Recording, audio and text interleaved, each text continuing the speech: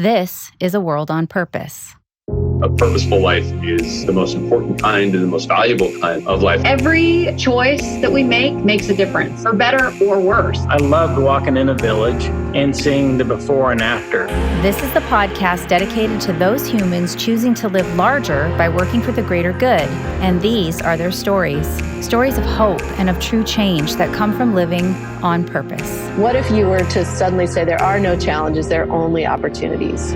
Regardless of where you come from, your financial identity should determine where you end up in life. I'm your host, Alyssa Fisher-Harris, and my hope is that my inspiring guests will take you on an introspective journey that helps you tap into your own pivot to purpose, bringing greater meaning to your life. Welcome to A World on Purpose.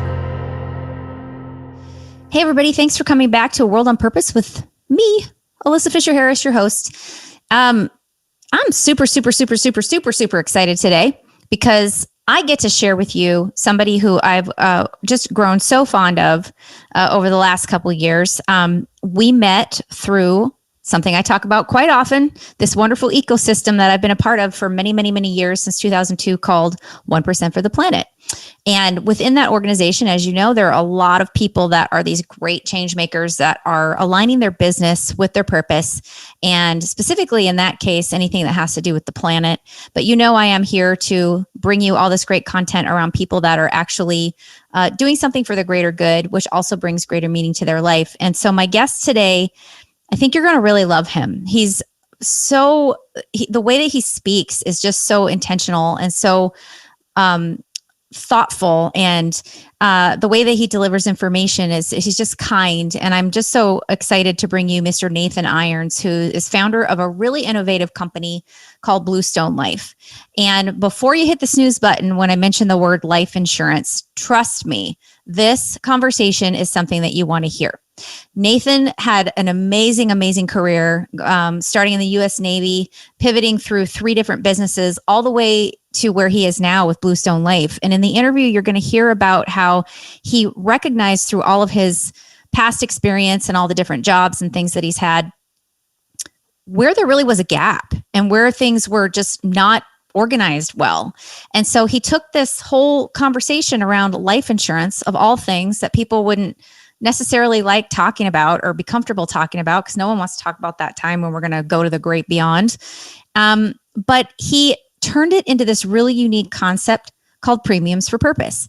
And what that means is, instead of buying insurance the way that we do, we get to actually make our insurance premiums activate towards social good right now while we're living and breathing. And then there's a special benefit for that time when we do pass. So I'm just excited for Nathan to share his story with you, excited for you to learn about it, excited for you to learn how people can take innovation and change the way something is done into something new, and that it can really do something good in the world, and in turn, really do something good for your own heart and soul. So without further ado, I'm very excited for you to meet my friend and my awesome guest, Mr. Nathan Irons, founder of Bluestone Life. Please join us. Hello, everyone, and thank you for coming back to A World on Purpose with me, your very enthusiastic host, Alyssa Fisher-Harris, who lives for the day where I get to actually bring you these incredible, engaging stories around these humans that I call the change-making heroes you don't know but should in purpose. And today I'm really jazzed about my guest, because I got to meet him through something you guys have heard me talk quite a bit about, my involvement with 1% for the Planet. And we struck up this great conversation, and I got to learn all about his work and his life, and the way he's actually reimagining something you wouldn't think we might talk about on this show, but life insurance and disability insurance. And so today my guest is Nathan Irons, who is the founder of Bluestone Life. And you may not think it would be an interesting conversation or maybe a comfortable conversation, but it is, and it's cool, and it's really important. So please welcome my guest today, Mr. Nathan Irons. Hi, Nathan. Hello. Thank you for having me. Thank you for coming to A World on Purpose. I'm so excited. Yeah, me too. Yeah. So before we get into all of your cool backstory and all the stuff, we've talked a little bit about, and you've seen the show, how it kind of works. And we sort of have this little nifty formula as of yet. That may change someday, depending on feedback from our guests and our show audience. But before we go into it, I want to tell people where you're broadcasting from, especially the cool building that you're in, because I love the story behind it. Yes, I'm in Burlington, Vermont, and I'm sitting in what was an old oven factory. And a local entrepreneur purchased the property and turned it into an eco-entrepreneurial park. So stripped it down. It's got the geothermal, covered in solar from a local Vermont solar company, Suncommon. We have a bike path on one side and Lake Champlain on the other. So you can run, bike, paddleboard at lunch. It's a beautiful setup.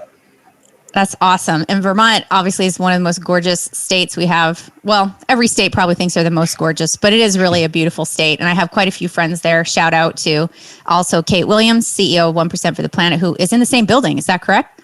Yes.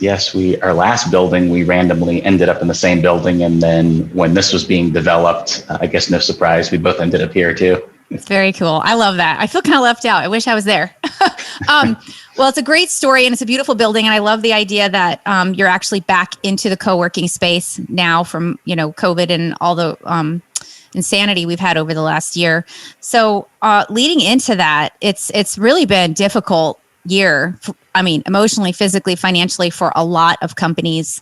Especially companies that are emerging companies and disruptive new companies that are kind of changing the way we look at things. And we're going to talk quite a bit about that with what you have created with Bluestone Life.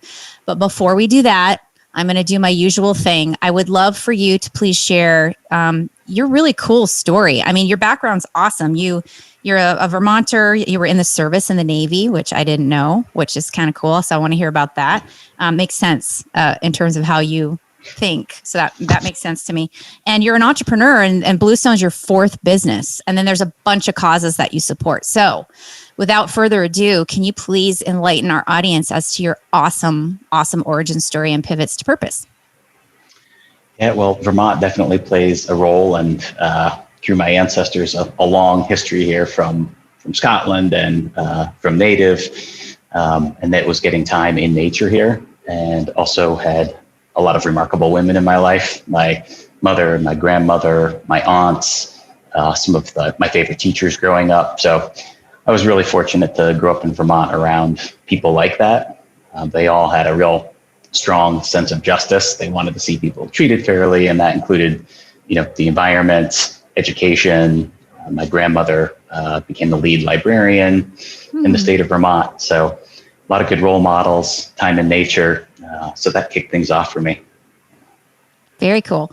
But talk a little bit about your background and what got you to do all these cool entrepreneurial things. And it seemed like you were always, well, let's start with the service. What, obviously I actually happen to have quite a few guests coming on the show, ironically, from the service. And I find that talking to service members, it seems obviously there's already an inherent desire to live a life on purpose just by joining, it seems. And so if you could talk a little bit about that and then how that led you into this incredible entrepreneurial mindset of weaving purpose into your business, I'd love to hear about that. Yeah, I do not come from a military family. It was actually probably talking to one of my uncles, who was the only entrepreneurial member of my family. And no surprise, he had served in the Army during Vietnam. And when I asked him about what I should do, because I didn't like sitting in a classroom very much, he was very blunt about how little I knew and how few connections I had, and that I better go learn things the real way. And some of the toughest experiences were the best. And that ended up leading to joining the military, which, as I said, I do not come from a military family. My uncle was the only one. Turned out to be a great experience. Obviously, I was around a lot of really diverse people. I was the only person in the company that I actually met while I was in that was from Vermont. Although it's funny, the company commanders at the beginning started yelling and they said, "All right, all the country boys, raise your hands." And then when that was done, said, "All right, all the city boys, raise your hands." And that was done, he said, "Anybody left?" And there wasn't anybody left. And their point was, it almost all comes from the country and the city. Very little in between. Joined the service, which didn't really stick with me then, but it's been interesting to think about afterwards. And they drove home the point of, the strength of the team and constantly saying, it doesn't help what your score is or what you do. The person on your company that's the weakest or needs the most help is going to determine the outcome of the team. The other thing they love to drive home was the virtue of paying attention to detail. It probably isn't a day or two that goes by that I don't have that run through my head again. So some really valuable experiences. I also consider it to be fortunate. I ended up on the USS Enterprise, which was the first nuclear carrier. And that's an amazing experience in itself, and getting to travel. So it was a really good set of experiences for team building and, like I said, attention to detail. And as you mentioned, service, really learning that, no, it's not just about the GI Bill or traveling. When you go through that experience of basic training, it definitely changes how you view teams and collaboration. That's really interesting. And I would think too, it also helps you with, this obviously you said attention to detail and everything too. It helps you in terms of how you do become an entrepreneur. I wonder how, I know career service people, sometimes it might be hard for them to think about, oh my gosh, what's my next step? I'm so used to doing this. But I would think that it actually gives you incredible skills to be a really good entrepreneur, at least in some cases, wouldn't it? I think so. It's like the two extremes. There's an awful lot of structure, but at the same time, there's, at least for me, a fear factor when you first go into basic training and some of the drills they put you through, whether it's the mock gas attacks or being on a ship that's flooding. So even though it's highly structured and command and control in many ways, there are still a lot of experiences where you constantly learn new things. And that to me is one of the most valuable parts of that matches up with being an entrepreneur, is comfortable that you have to constantly enter new territory and learn new things. Right. And problem solve like on the fly, right? Yes. That's definitely part of being an entrepreneur. Yes. And jokingly, those of us, who've chosen to actually weave purpose into our entrepreneurial endeavors, it's hard enough being an entrepreneur, and then you try to attach a purpose, a mission-driven component to it. That just makes it even more challenging, which getting into kind of what you've done. So we're going to talk more in depth about specifically your current endeavor, Bluestone Life, in our middle part of our show here. But Bluestone is not your first entrepreneurial endeavor. It's your fourth, which is pretty impressive. So do you want to share a little bit about your first three and how that helped, you shape really like this now fourth endeavor that you've really put your whole heart and soul into? Yeah, the first two were relatively small, and it was more driven, I think, by my desire to have autonomy after being in the military. And it was like not wanting to be responsible for other people and not wanting other people to tell me what to do. It was still that part of youth, I think, left over. Sure. But you still learn an awful lot being responsible for yourself. And then slowly all these things come back from growing up and the bigger lessons from being in the military, and realizing actually you do want to be accountable, that's not the opposite of freedom. That old philosophical saying of discipline equals freedom. You start to realize there's some truth in that. So eventually that led to the third company, which, was larger, and that was a wealth management firm in Washington, D.C. It was during that time period that it first really started sinking in. I read The Omnivore's Dilemma and started really paying attention to my food and food systems. Then I came across Let My People Go Surfing, which I know many entrepreneurs and 1% for the Planet members have read. That was definitely one of the points that lit my attention on what am I really doing at work. And then also, like a lot of us, when my daughter was born, that changed everything. That was transformational. It's not theoretical anymore. Here's somebody I'm responsible for, and what kind of world is she going to inherit? So those were definitely some of the pieces along the way. And it's funny how other things then get brought in. Then I started appreciating much more what I'd learned in the military and what that service component was. So it's that whole mixture of how I grew up, the great people I got to be around, the military experience, living in cities and on aircraft carriers, and then having my daughter be born. That was the catalyst that it was time to bring it all together and have not only my personal life and what food I ate, but how could I have my entire business be aligned with the future I wanted her to have? Right, which I find so interesting too, that you were in urban environments. Even though you grew up in Vermont, that probably instilled something early in you around nature and food somewhere, right? But then you got to see how inefficient everything was, or maybe efficient, but maybe not as healthy in some of these other environments that you were in. So did that help sort of shape the way you started thinking about food systems too?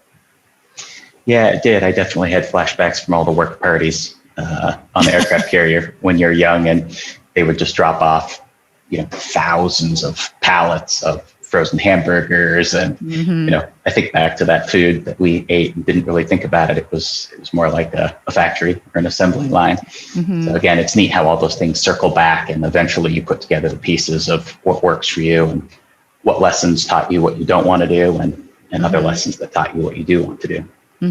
Well, and also it looks like now, at least I've been following the last few years, kind of how the service specifically is trying to now integrate healthier ways of eating, organics, like sustainability, all those things. Even there was an aircraft carrier a few years ago that was being powered by cow fat. I don't know if you remember seeing that, but that had happened a couple of years ago too. Yeah, even the Navy. Well, the military is one of the organizations that keeps saying that climate change is one of our top risks, and we need to pay more attention to it. That's right. That's right. Well, so I want to ask you a couple questions before we jump in a little bit on Bluestone Life about the finance part of your life. So typically, the finance sector and wealth management, I have a great friend, one of my best friends, shout out to Alana. She is also a wealth manager, and she went into the field and kind of transformed her company in terms of how they started doing portfolios around socially responsible investing.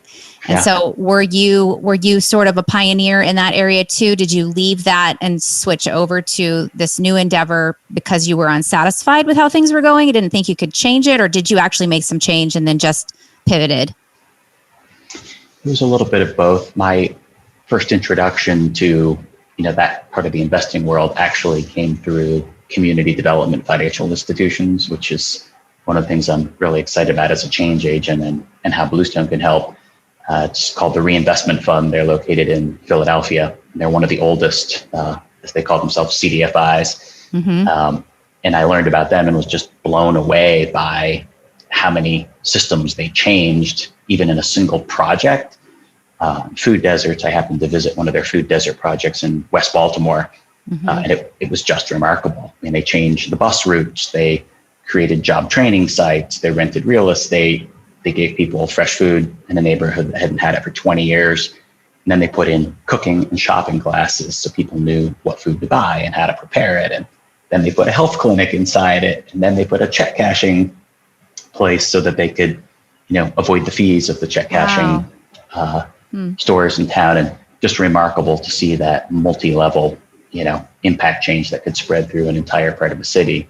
So that was my introduction to, I guess, what would be considered impact investing now. And I was always drawn to those high impact systems change investments. And then, as you mentioned, it started, of course, nagging at me that why isn't this part of all these investment portfolios and the advice we give to our clients? So it's definitely part of what led to wanting a company where that was the whole point of it right from the beginning. Very cool. So I mean, that's really important to know, right? Because all these things that we learn along the way and these little nuggets that we pick up kind of helps us get to the real meat and the real essence of what we're supposed to do in life. And so I think it seems, and that doesn't mean we can't have more pivots even from here, but you seem pretty much immersed in this amazing company you've created called Bluestone Life. I will say to you, I'm 50 years old, hadn't really thought about my life insurance until we had that conversation. And then also, like, how can my life insurance, which seems so basic, like it's something you do, people probably don't want to talk about it because it's uncomfortable. Like, how can it actually make an impact in the world and leave something meaningful after we decide to leave this planet? And so that, I would love you to explain how did you get into that? I mean, from finance to all these other things, what made you think of life insurance and disability insurance as your pivot? And then explain what Bluestone Life is, just briefly before the break, and then we'll get into the details of how it works. Yeah, it was definitely, actually, it was not on my mind. I was actually interested in finding a way to leave financial services. I was much more interested personally in food, like regenerative and organic systems. And as I mentioned, the Reinvestment Fund, what organizations like community development financial institutions were doing, that seemed much more exciting to me and more of a change agent than the traditional financial services I was looking to leave. And it was back to Let My People Go Surfing Again. I reread it, and there were points in there about, it's not about a clothing company. Patagonia making a jacket isn't what saves the planet. It's that it became a lever, for them to a platform to engage and to educate and help create things like organic cotton. So instead, I looked at it as what's the biggest lever out there and tried to set aside my, what I thought I wanted to do, which was something like food. And we looked at all the different systems with some of my advisors of where is there the most money and the least innovation that could be redirected into things like CDFIs and regenerative agriculture. And lo and behold, we came across the industry that we felt with the most money and the longest term thinking, but in many ways the least change or most resistant to change in how they invested their assets and communicated with the public was the insurance industry. Specifically life insurance, where they're looking at multi-decade plans, and you're literally talking about somebody looking out for their family. So in the end, it was, well, this is highly personable. There's billions of assets, decades out that you're looking. What if how those premiums were used and paid were completely transformed? And instead, the intent was, how do we take care of families, communities, and planet? Not just the normal commoditized system of what's the commission the agent gets and how much do I have to pay for it? So it was looking at, could we flip that around and divert all those resources and the great impact of the product into the family, community, and planet? I think that's just awesome. I love it. And I love that it's, even the term disruptive isn't really accurate. It's just like you are definitely re-engineering. I think you said, or reimagining this entire industry, which is so cool. And when people hear the details about how you do it, I think it's going to really profoundly change the way they think about life insurance for sure, no matter what age. We're going to take a quick break. And when we get back into it, you're going to talk about like the absolute details of what it means to be a Bluestone Life client, how you guys have orchestrated it, how you give back to these things. You took this and made it a vehicle for good to give back to those things you cared about, which is so cool. So we'll take a quick break. We'll be right back. Everybody go get your water or a snack, and we'll come back with Nathan and listen to what now he's going to talk about, which is his tagline, Premiums for Purpose.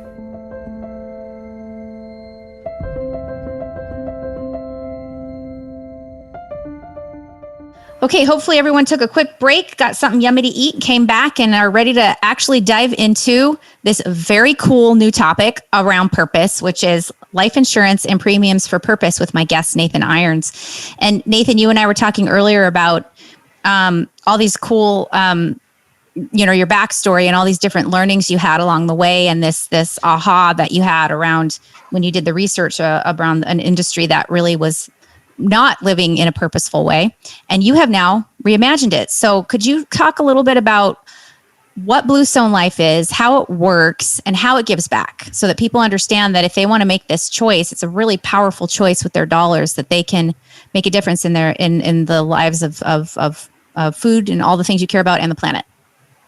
Yeah, that's great. It like a lot of things that came back to that catalyst when my daughter was born, and realizing that that first impulse to protect and take care of, and having learned about financial and food systems, I really felt like, boy, I really can't take care of her completely unless I'm also taking care of the community we live in and the planet. And that led to ultimately starting Bluestone and our company's conviction that life insurance can only protect your family when it also protects your community and our planet. And once that came together, then it was a matter of, all right, how do we have every step of the process, help support that conviction? And that's where Premiums with Purpose came from. And Bluestone created proprietary products where we wanted to put families, communities, and planet first. Mm-hmm. And we looked around for a life insurance company we could partner with and found one, this little 130-year-old company out in the Midwest. Wow. And they are the only certified B Corp life insurance carrier in the world. Wow, really? And they still are. Cool. 130 years in, it's turned out to be a great partnership. We could take Bluestone's different business model of going direct to consumers who care about these things, but to have the 130-year-old strength, and again, the only carrier that's a B Corp. And so how the Premiums with Purpose works is people know that when they pay a premium to us, we're giving at least 5% of our revenue in cash every year to high impact nonprofits. And then a really big part of it is that your premiums, every year that you're a customer, your premiums are invested. Just like when your money sits at a bank, it's at work, it's financing things or not financing things. Mm-hmm. And that's part of what we enjoy in the give and take with our partner company, is they are increasingly taking those premium dollars and putting it into affordable and environmentally friendly housing. They put their own headquarters in a re-empowerment zone. Their own building is Gold LEED certified. They've done a bond with the Nature Conservancy, and they're funding more and more solar projects and other clean energy projects. And then finally, at the time when a claim is paid, back to our conviction, the only way to protect your family is to also protect your community and planet. We give everybody a free additional death benefit. So what they pay for protects their family. And then we provide a no cost, an additional amount of coverage, and each customer gets to pick their own nonprofit or nonprofits that they want to support if they're no longer there to provide the time and money to support them. Mm-hmm. And that's how we, complete the circle of every step of the relationship, that there's a very conscious intention to support communities and families in addition to protecting your family. I love that, because it's, the idea of insurance is almost like, we're just paying this because we need to, and we have to do it. And it's not really doing anything for us actively now. It's just like, what if something happens, right? That's why we do it. But the way you've designed this is so brilliant, because every premium you pay, it's actually doing something in real time in addition to after we pass, right? Correct. Yeah. Yeah. I mean, that's genius. How hard was it to figure that out, and like how to make it affordable for people too, and competitive in the marketplace? Yeah, the idea certainly wasn't that complicated, but we found that because the industry is wired very differently, most of it is not wired to go direct to the consumer with a transparent product. It's typically sold through brokers, and transparency is not the word that comes to mind when people think about the insurance industry. Mm-hmm. So even just turning that, it required us to hire our own actuarial firm, and we had to build our own illustration system and build our own products, because companies didn't have products the way we built them. But again, we have a great partner, and the regulators and people were actually very helpful and liked what we were doing. So once it came about, then we realized it was much more difficult to explain mm-hmm. than we thought it would be. Mm-hmm. And we'll have people ask, like, what is an insurance company doing talking about organic farming and community mm-hmm. development? And it took us a long time to really tie those messages together of, who you choose for your insurance company does actually have a very direct and tangible impact on what gets financed and what doesn't, which in turn affects, your community and the environment at large. Right. Well, also it's nice too, because, if you think about it, they're not really that far off. People who are buying health insurance, they want to do things that are healthy. People that are buying death insurance, life insurance, it's actually kind of nice, because it's not just like leaving a legacy. It's actually like thinking about the impact you're leaving on the things that are going to keep you healthy for a long time, so that you're actually your death benefit and your life insurance goes out for, as long as it possibly can. Yes. Right. That's great. I don't think they're too far off. And I love that you did that. And let's talk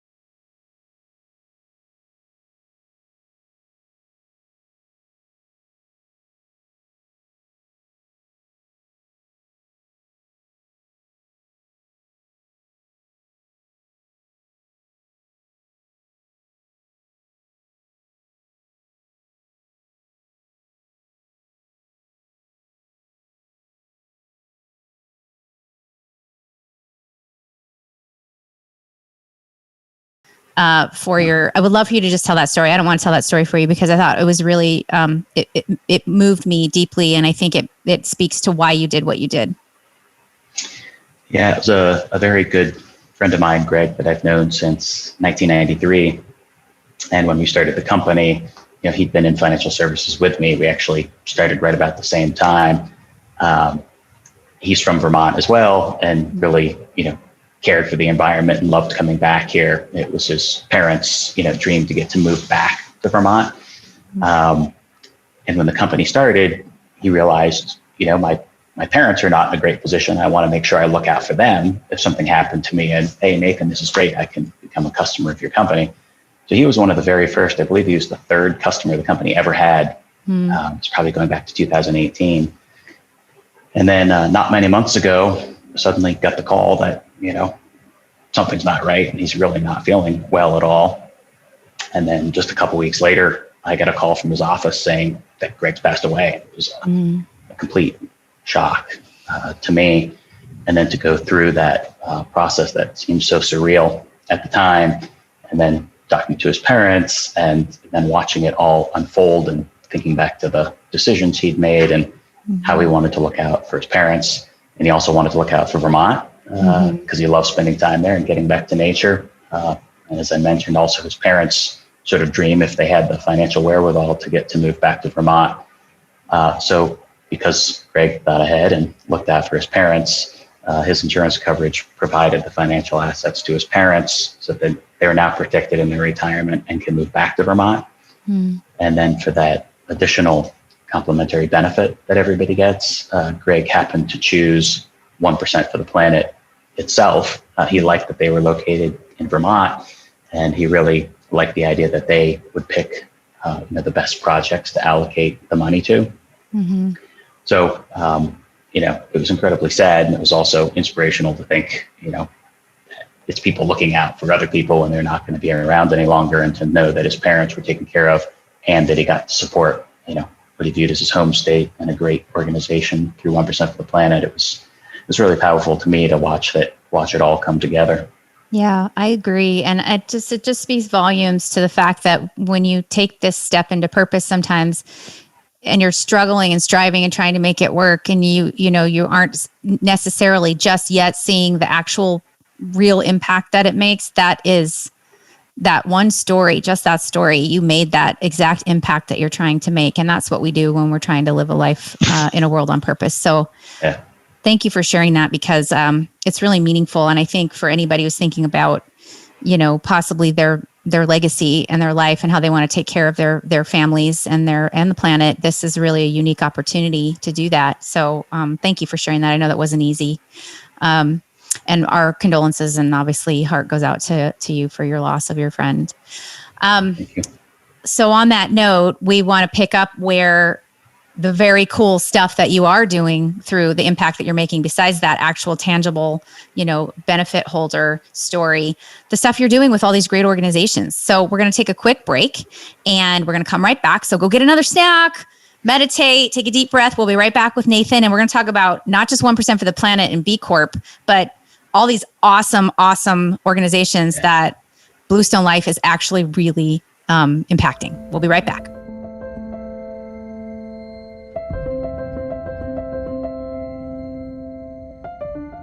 Okay, after the break on our little part 2-ish, we shared some really great details about how Nathan Irons' company, Bluestone Life, works, the inner workings of it, this reimagination of life insurance and also disability insurance, which we didn't really talk in detail about. We can, if that's helpful, Nathan, to help people understand. But before we kind of touch on that, you have totally channeled this unique company in an industry that isn't doing this into really a vehicle for good, and into the things you're personally passionate about, which you spoke about: farms, food, soil, financial justice. And so why don't you talk a little bit about the organizations through your 1% membership, and if there's others that aren't part of 1% that you're actually doing with the premiums, and what kind of impact you make? Give us some examples of the cool stuff you've been able to do with your company. Yeah, many of the points we found that were a good intersection and made sense to our customers were around food and finance. Finance, no surprise, but how the two are so related. As I mentioned earlier, people would ask, why is an insurance company talking about organic food? And as you pointed out, there is quite a direct connection. And so the more years we spent at this and talking to the incredible nonprofits and the 1% for the Planet Network, that's where much of it came out of that intersection of food and finance, and several organizations that really stood out for us that we've enjoyed supporting through both our annual cash gifts, as well as being the beneficiary of many of these impact riders. We started all the way back at the soil science and began working with the Rodale Institute. And we've been fortunate enough to get to visit their farm and get to meet their team and support them economically. They do remarkable work. They've been around for decades. It was their 40-year trial about the difference between conventional farming and organic that helped lead to the USDA organic certification. They're just a remarkable group. And then we thought, okay, of course, you need the people actually growing the food. So we started supporting the Organic Farmers Association, and then all the incredible organizations around the country, like here in New England at NOFA, and out in Montana, the Montana Organic Association. There's all these amazing organizations supporting organic farmers around the country. And then we wanted to look at how do you have systems change to get that good food in the hands of as many people as possible, regardless of where they live and regardless of what their economic circumstances are. And one of the biggest places is in school food. And as I looked around at nonprofits, Bluestone came to the conclusion that this little nonprofit out in Colorado called the Chef Ann Foundation has been doing work in all 50 states and just creates remarkable change through their Get Schools cooking program, where they convert entire school districts back into scratch cooking with healthy food instead of the heat and serve process. And so we saw that as a great microcosm within food of Rodale being so strong around soil science, and then the incredible farmers doing the work, growing the food, and then people helping with education and changing systems where food is purchased and served, like the school systems. And when you look at the difference of, one district having their diet changed from heat and serve to healthy scratch cooking, just a multi-decade, it's an incredible impact on financial and health quality of life for those kids. So those are kind of organizations we got, really excited to support that could really help in systems change. And then we get over to the finance side, get back to community development, financial institutions. And again, it's amazing the work they do. There are about 1,000 of them around the country. One of the parent associations based in the Washington, D.C. area is the Opportunity Finance Network. And they help, policy and advocacy and financing and educational support for their members around the country. That's a great place to go to start to learn about it at ofn.org. Again, another incredible systems change. And when people realize that when they donate $1 to a nonprofit CDFI, that usually results in another $10 going out into underserved communities, into things like places where there was not daycare, where there was not fresh food, really, remarkable impact. So it's also neat from Bluestone's, standpoint that somebody like my friend Greg, other people, if their complimentary rider of $10,000 gets paid to one of these CDFIs, that results in another $100,000 of capital going into these underserved communities. Wow. So those are some of the amazing organizations. And then you have broader ones that help bring it all together and increase the total awareness. And, there's the Croatan Institute that sits at the intersection of food and finance and ecological diversity. They're amazing. And then the networks of 1% for the Planet and the Certified B Corporations, help bring a whole lot of like-minded people together that are looking to accomplish similar things. Definitely. And I'm just get excited when I get to interview 1%ers because there's so much, there's such a common thread amongst all of us that we like to be able to be part of, which is very cool. I love so much that you are supporting the Chef Ann Foundation and the idea of food in schools, because, I don't know about you. I think you're a product of the public school system. I was. Yeah.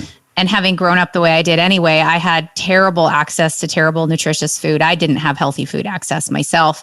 And so when you think about these kids that are the future, And I always have this saying when I do work, that I've been involved in urban farm community organizations and homeless advocacy and stuff just because of my background. And I always talk about how you can deploy food and you can feed people, but they can still be starving because you're not giving them any nutrients. And so I just want to dive a little bit deeper into Chef Ann, if that's okay, because they're expanding and actually kind of excited. I think I told you I just moved back to where my roots are in Napa Valley from Los Angeles, and there's something happening here even.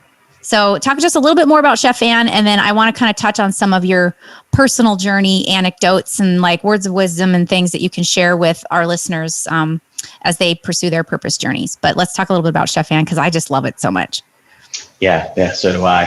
Actually, I was lucky enough to start serving on their board last year, and I thought I couldn't possibly have time to serve on a board other than Bluestone's. But their mission and the results are so compelling that I decided if I had the opportunity to help support them more, it made sense to do.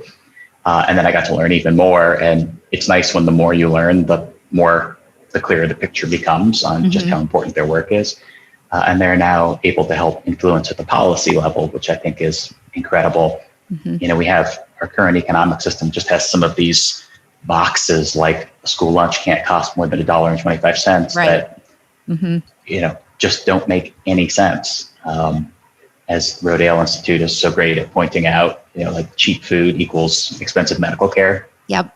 100%. But when you don't account for things across their whole life cycle, you can pretend that it's cheaper to spend $1.25. Instead, maybe we should be spending $4 or $5 per meal. But then for the rest of those kids' lives, there's lower medical expenses. And of course, the environment is healthier. So I like that they're starting to influence that because their work has proven out when they've turned schools over to scratch cooking and put in salad bars, and the educational level has risen. And in Napa, their food services director, Brandy, who's incredible, she moved up to that area and helped convert the whole school district to scratch cooking. Very cool. And it's no surprise that there were three mothers that were relentless in their advocacy to get those changes instituted. So you have the parents who care and the supporting community, and then an organization like Chef Ann that has the expertise of how do you train or retrain everybody to actually do scratch cooking again? Because for many schools, it's been a lot of years that it's been in the heat and serve model. And as I mentioned earlier, it's just incredible, the ripple effect. You think of one cohort of kids going from grade 1 through 12, and the difference between the number of meals served, whether it's unhealthy food or healthy food, it's staggering what the impact is. It is. And I really hope, I love that they've been able to take it to the next level with policy and influence entire school districts, because we know, there are other school districts that don't have a lot of resources. And to be able to get policy implemented in those schools is really, really important in marginalized communities where kids need it just as badly as anywhere else. So it'll be exciting to see where Chef Ann's able to take that from a policy standpoint, hopefully federal policy standpoint at some point. Yeah, and there has been progress there with the lunches being provided to everyone. Great. So removing the stigma and the tracking, just, hey, there's lunch available to everyone. Right. There are certainly economies and advantages to doing it that well too, or doing it that way. And we hope to see that something like that becomes permanent. They've also really helped to prove out the concept of central kitchens.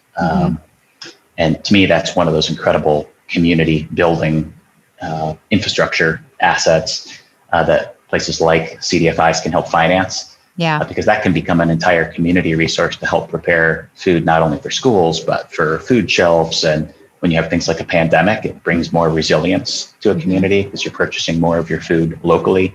And it's healthy. So there's all kinds of positive outcomes from that. And on their website, you can read the case study of one they did in Boulder, Colorado. It's really impressive. Great. Maybe, someday, hey, if anybody sees this and you're part of like Home Depot or Lowe's or any of those, you probably want to have at some point brand partners that could help you expand these pilots and these concepts, right? Would be great. Nathan, I Well, let's talk a little bit about 1% for the planet, because that's really important to take that step. And for anybody who's listened to the show, we've talked to a few guests, Lori McKenzie, James Bidwell, Kate Williams, who's actually the CEO of 1%. And then obviously my family winery, Paradigm Winery, were one of the first 10 brands to sign up. That's a big commitment. And when you're talking about a company that is having to look at premiums and how we're going to balance this and give back or whatever, was there ever a doubt in your mind? Like, how can we pull this off? Because it's a real commitment to be able to do that. And what made you want to be part of 1%? Well, it went back to reading Let My People Go Surfing. Oh, yeah, of course. And then when that happened, the company I ran at the time in Maryland became a member. So, in that context, I've been a member for probably 12 years now. Mm-hmm. So part of it, because it was on my mind to always do it early, and then it would be part of the business model, that it would just always be there. And, hearing Shrunard's comment that it's really an earth tax, and you just need to find a way to do it, always resonated with me. And then in the insurance industry, it was part of what made sense, because if you're looking out 30 or 40 years, you can actually afford to have 1% of your early revenue be given to things that are going to end up helping your customers be healthier, both from the food they eat and the communities they live in, that will be beneficial to the company long term. But that was one of the advantages and why this industry made sense, is because the time frame is so long, you can't afford to do those long-term investments. And so once we get over that, and as part of it, it's really been exciting that you get to write a check to these incredible organizations, rather than the opposite of saying, wow, why did I commit to this? When it's part of your business model, you really can't wait to support an organization like Rodale or Chef Ann or Croatan. Right. I know, it's great, isn't it? And also the fact that, I'm glad you explained that you look at the long term, because even though it seems like a big commitment and it seems like a lot to chew off, the ROI eventually is greater. And it's kind of like that idea of investing in your wellness today instead of your illness tomorrow too, right? Same thing with the planet. So yes. I love that you were able to do that with this, and that I got to meet you through there. Something I really love to share is, all these stories are awesome, and the impact that you're making in the company. And those are important for me, because I really want people to learn and know that if you have a dream, you can do it. And it might not be easy, but hearing from inspirational people like you who've had challenges along the way, letting them know that, the challenges are real, but like, how do I get through it? And how do I find ways to cope and manage when things get tough? And so obviously you chose an industry that wasn't, it might seem like straightforward, but it probably took a lot of figuring out, and also educating people. Like, what kinds of things did you do? What kind of challenges, first of all, did you have in creating this company? And from there, what do you do to keep that soul and passion and heart ignited and alive if it just seems like it's overwhelming sometimes or hard? Yeah, well, we definitely had our share of hurdles. As people might imagine, an industry that is that highly regulated, there's lots of times with lawyers and actuaries and accountants and information technology systems and many, many things that all need to be done before you're even allowed to go into business. So we were actually in business for 3 years before we were able to even bring on our first customer. Wow. So that was extremely challenging to not get to actually engage. And when you're not being in business, of course, you're not generating revenue or being able to support those great nonprofits that you got into business for in the first place. So that was very challenging. But the other side of a mission-based business is, if you are feeling tired some days, all I have to do is go back and look at what Chef Ann is doing and have the next board call there, and then look at the latest quarterly impact report from the Rodale Institute, go visit a project that a CDFI has done, and you're like, oh yeah, that's why we're here, and we've got to keep pushing and be more successful, because the business model itself guarantees that there's more support for those kind of organizations.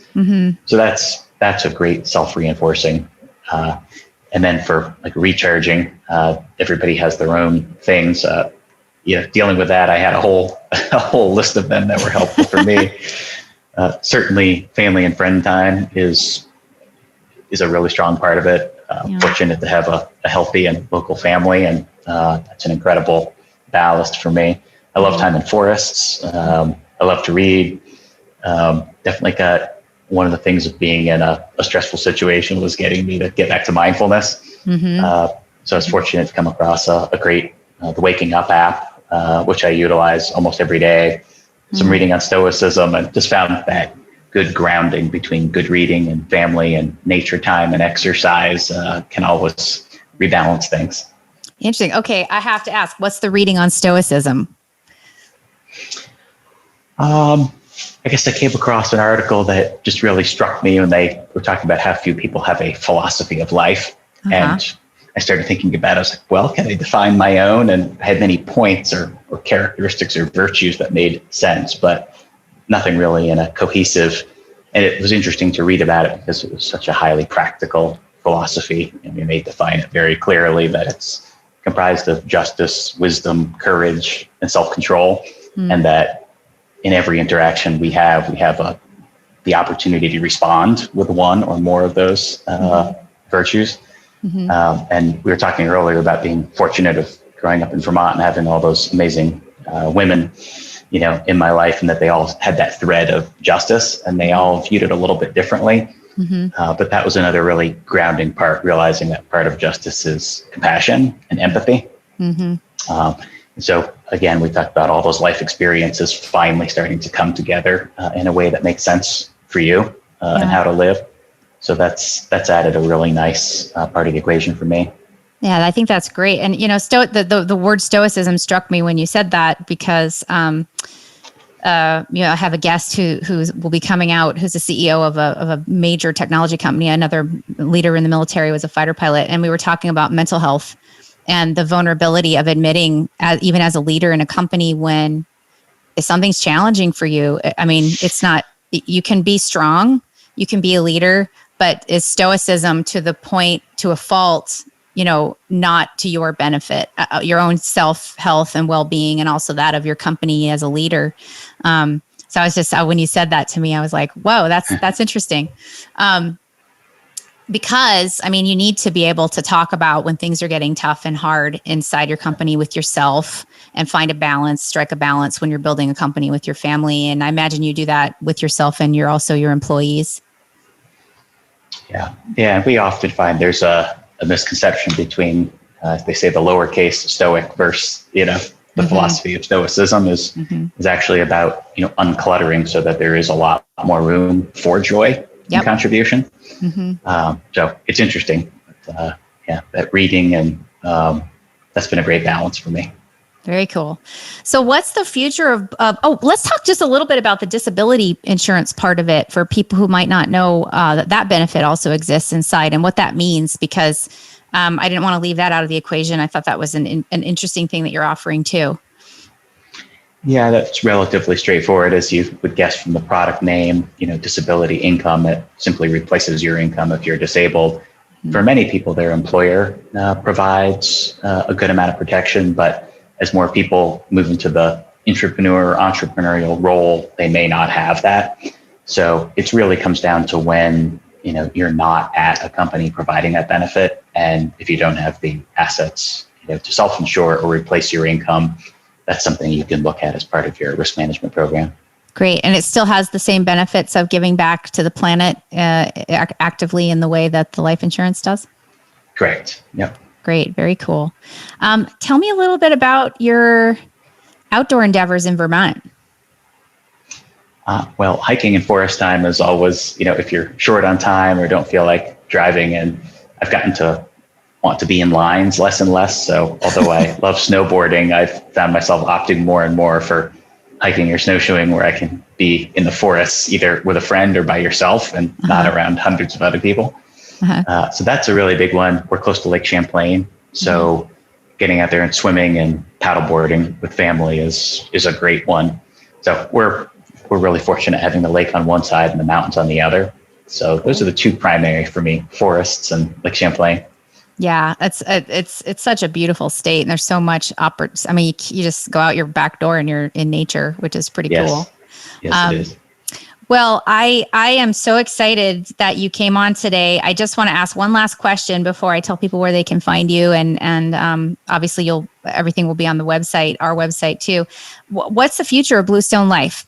How far out do you want to go? Do you want to stay in your lane with this kind of insurance, or are you guys looking to venture into others at some point as sort of a moonshot? Well, certainly expanding, as I mentioned earlier, because the business model guarantees that there's more going back into those community development and financial support of the environment. That's a big help. We really see it more as, that premiums with purpose. We'd love to see that expand, theoretically to the entire insurance industry, Of course, which is yeah. very well aligned for it. Again, the long-term view, and that, insurance companies are in the risk management business. So the healthier their customers are, both financially and physically, and the communities and the planet, the better it's going to be for the insurance companies. So if they're willing to think ahead in that way, 10 or 20 years, that's what we'd really love to see happen, is that we can help push first our part of the industry, but then the entire insurance industry to act this way. And, instead of thinking 50 years out only in a narrow financial aspect, to then be holistic back to family, community, and planet. So that's the biggest goal, that we can help change the entire insurance industry, how they give, how they invest, every aspect of their business. That's good. I kind of figured you had your eye on the other insurance industries, which I hope so much we can change and you can actually influence, because seeing insurance as a policyholder for all of us in the future, being able to see insurance as a impact creator instead of this thing we should and have to do, exactly, will just be so wonderful, I think, for humanity. So thank you, Nathan Irons. Yeah, thank you. Yeah, I'm so excited. So before we go, you've been such a great guest and so open and sharing everything. Tell everybody where they can find you. And then obviously everything will be on the World on Purpose website too. Yes. Best place is to go right to our website, which is bluestonelife.com. And some of the most interesting things happening there are on the blog, which we call our Practical Activist blog. And that's where you can meet amazing people and organizations. I mentioned Brandy from the Chef Ann Foundation. She's on there. I had mentioned the Opportunity Finance Network, and Amir from their team is one of our guests. So that's a great place to go to learn about amazing partners and people impacting every aspect. You could go ahead and grab your earphone. I will grab that. Yeah. Yeah, this is real life here. We're not trying to be 60 minutes. That's cool. And then if you had one last thing to say to people, of course, everyone, you'll be able to find Nathan's information on the episode page at World on Purpose too. And there's obviously great things you're going to learn about him there and on his own website. They have a very cool video on their website. At least they used to. Is it still there? Still there. Yeah. Okay. It's great. But if there were one piece of advice as a call to action you could make or maybe two really quickly before we close, what would be your call to action for folks that are trying to seek, find, and live their purpose? Well, I think number one would be, if you don't already, get to know a farmer or an organic farmer in your area and start buying a meaningful amount of your food from them, instead of the easy social farmers market that we're probably all looking forward to getting back to, and picking up your coffee as you pick up some kale for your smoothie. Instead, actually go to their farm and have a meaningful part of your food be purchased directly from a farmer. I consider that to be one of the biggest change agents. Great. Okay. Well, you sent me a list of cool stuff, and if we can always post those on our website too, in terms of your calls to action. But that's a really great one, and obviously we're both very passionate about farming. So, yes. Nathan, thank you so much for being at A World on Purpose. You're welcome. And everyone, please go seek out Bluestone Life and Nathan and learn about how you can actually benefit your family and your life when that time comes. It's all going to come for us. It's not something we want to talk about, but it is going to happen. And so why not be prepared, not just in a way that's going to help take care of your family, but also do something good for the planet while you're here on the planet now, and after we decide to go to that great place beyond, whatever you want to call it. So Nathan, thank you so much. Thank you. You're welcome. And everyone, thanks for tuning into A World on Purpose. I really appreciate you coming back every week and learning all about these purpose change makers. And hopefully we're helping you every week kind of ignite that little flame inside your own self. If you haven't already done it or you're on that path and you're just needing a little bit more inspiration, hopefully we're able to do that here for you at A World on Purpose. I'm your host, Alyssa Fisher-Harris, and we will see you soon. Thank you for taking this journey into A World on Purpose with our incredible guests. To learn more about our amazing guests and their inspiring purpose-driven work, please go to aworldonpurpose.com. Don't forget to look at our call to action of the week to mobilize your desire for purpose into action. A World on Purpose can be found on Apple Podcasts and all the major podcast platforms, and the video version can be found on YouTube. If what you heard today inspires you, please write a review and like and share on the platform of your choice. We'd love to also hear from you and learn your pivot to purpose and the meaningful work that you do that lifts humanity. Send your stories to info@aworldonpurpose.com. I'd like to thank our World on Purpose team for making this show a reality. Once again, I'm your host, Alyssa Fisher-Harris. Thank you for tuning in to A World on Purpose. I look forward to seeing you soon.